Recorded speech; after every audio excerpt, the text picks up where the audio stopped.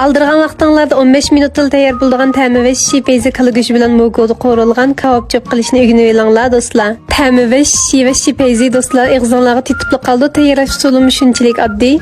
Aldı bilan mogoni parchalab pakiz yuvib suyini siqib etamiz. Andan jonsanimiz qartab muvofiq miqdordagi cho'pni suvda pishirib ustiga bir qo'shiq chang yo'q qo'yib aralashtiramiz. Andan ustiga tuz, jijing, vejing, shaomila, samsaq, kaochin, talqini, laz uni silib ustiga qiziq may qo'yib tekshi aralashtirib tayyorlab olamiz. Andan kalgo'shni to'mroq qalamchi qilib to'g'rab ustiga chang yo'q, tuz, kaochin, talqini, bir tal tuxum chiqib aralashtirib 5 minut tindirib olamiz.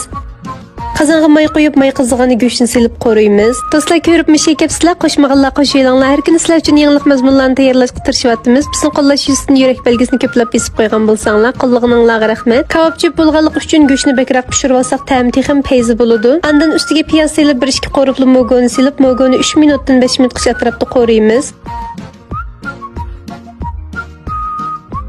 Mogo sag'irib pishganda ustiga ko'k qizilmush, bir qo'shiq sira, yubasayning qattiq yerini silib, 1-2 qo'rayilibla cho'pni silib qo'raymiz.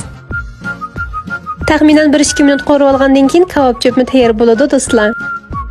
Bugungi mazmunni yoqtirgan bo'lsanglar, inkas rayoniga jiq gullarni avatib qo'ygan bo'lsanglar,